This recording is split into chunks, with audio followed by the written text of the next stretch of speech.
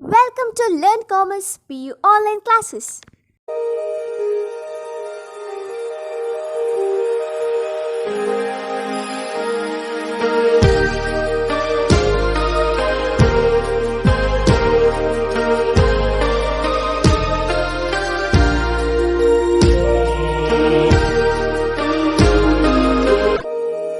Don't forget to like our video and subscribe our YouTube channel for all the updates.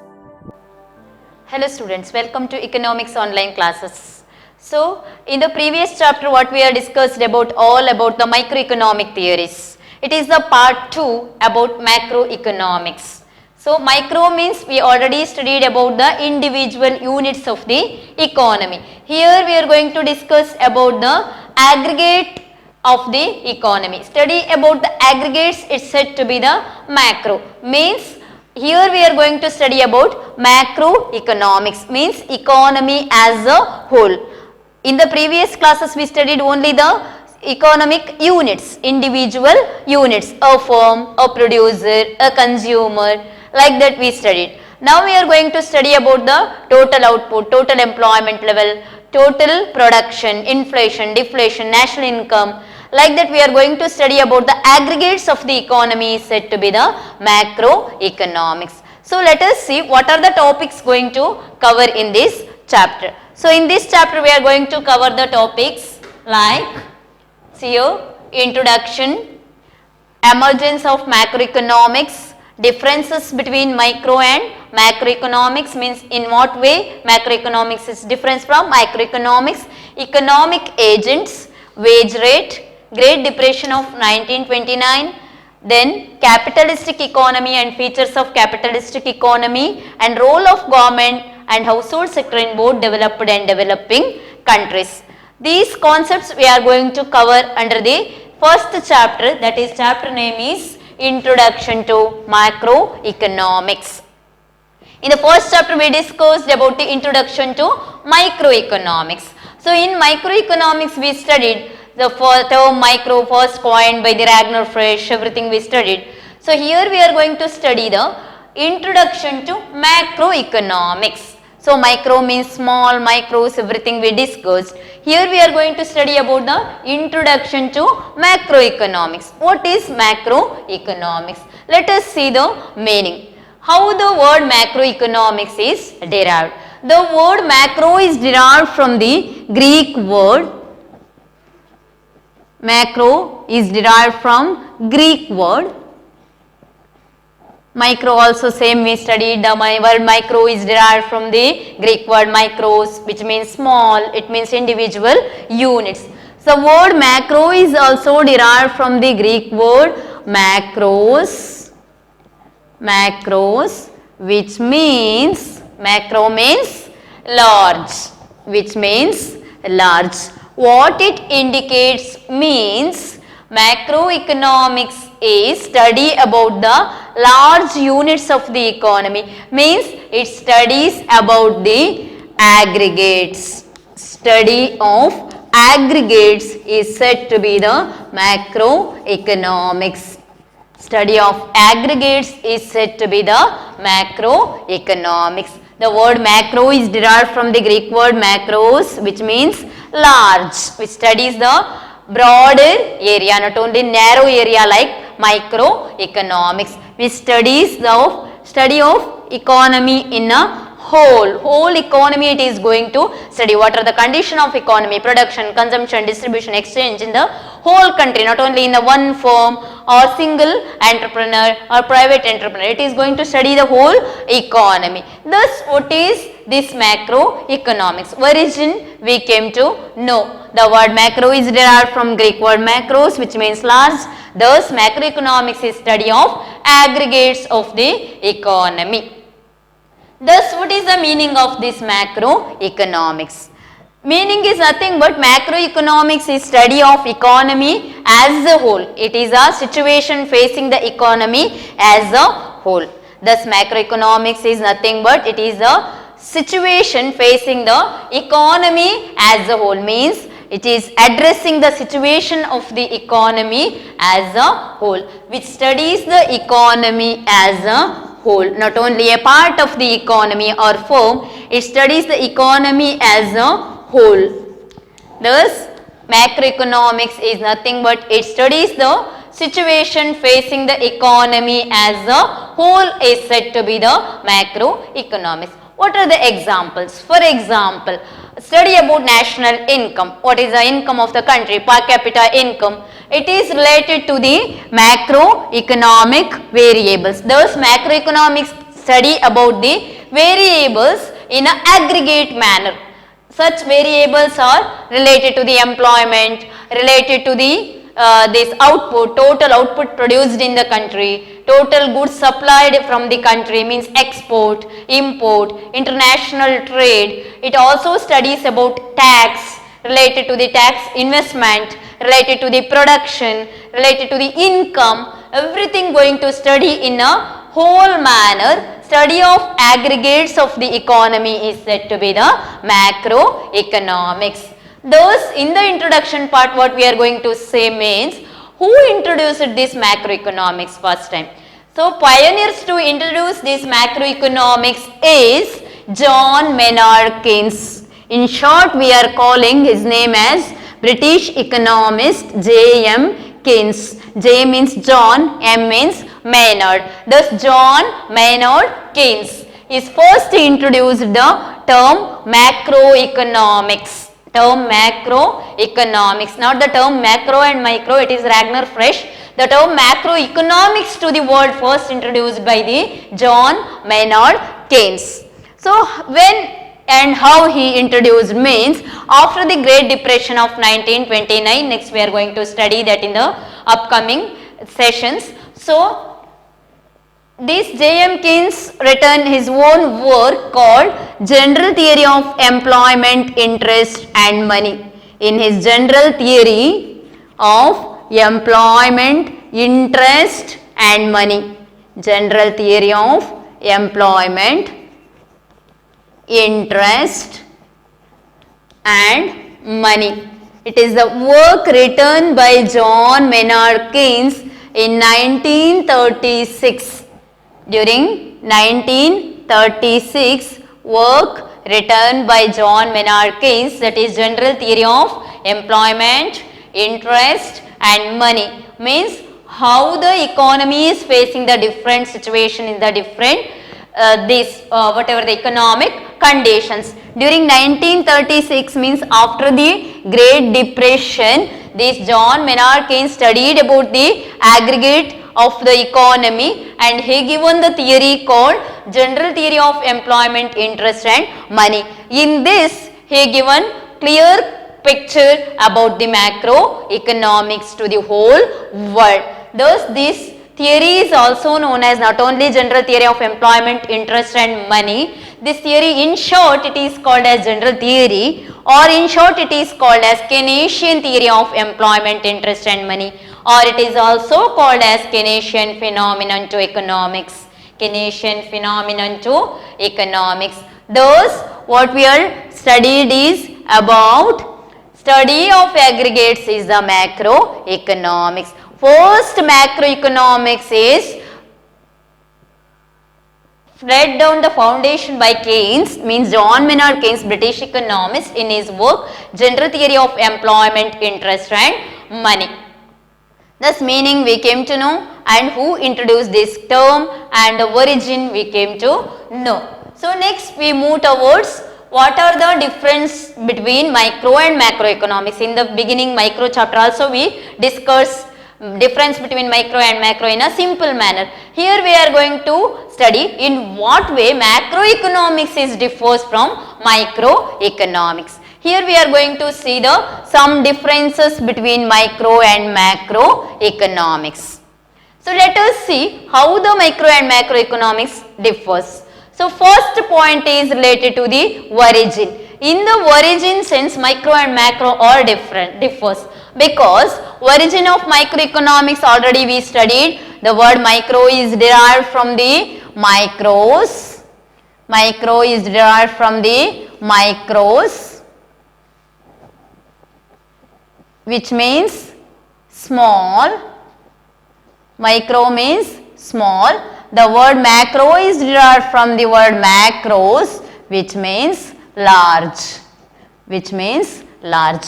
So, by the origin, we can see that micro means small, macro means large. Micro means small and macro means large by the word. What it shows means microeconomics deals with individual units and macroeconomics deals with the aggregates of the economy. So, what about the scope?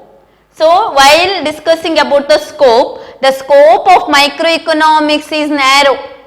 Why? Because it studies only the small or individual units. For example, just studying about the one particular student in a class is a microeconomics. Study about whole class behavior of the second commas A or B is related to the macroeconomics. Thus, macroeconomics, scope of this macroeconomics is broader, or it is also said to be the wider.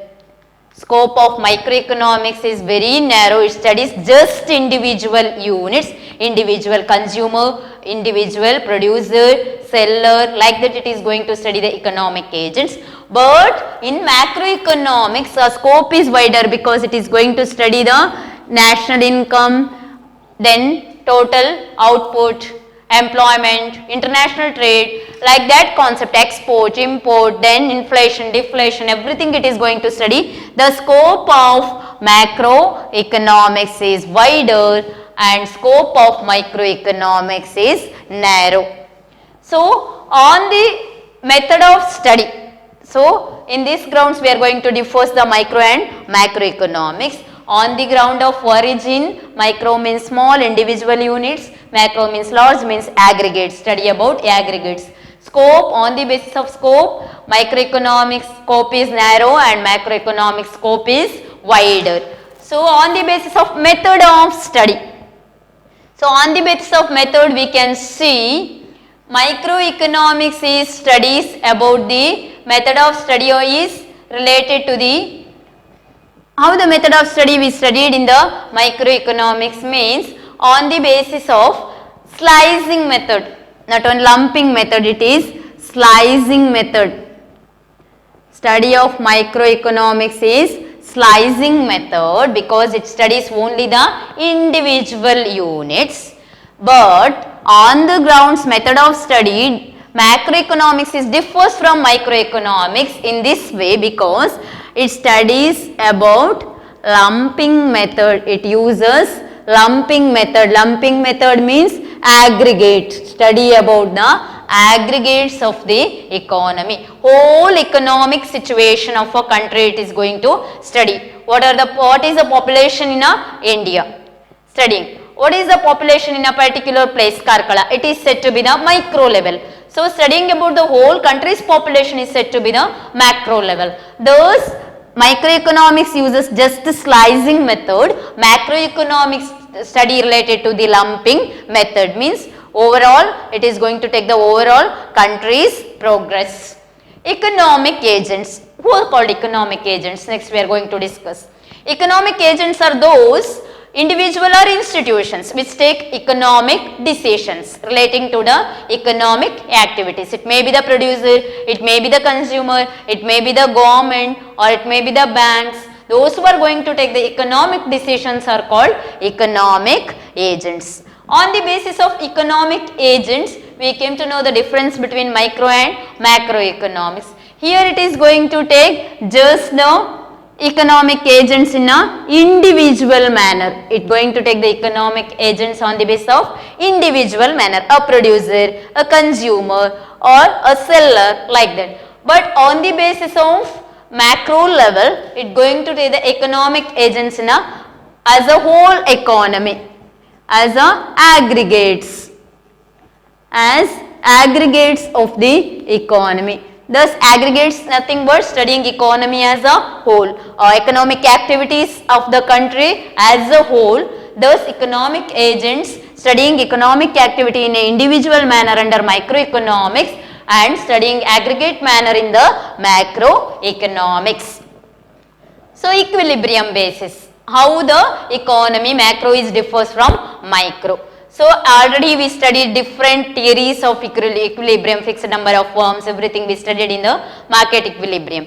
So there we studied only the theory relating to the particular theory we studied, not general theories we studied. So particular firm theory relating to the particular individual, particular firm, particular individual, particular entrepreneur. Here the macroeconomics we are going to study the equilibrium of the country as a whole.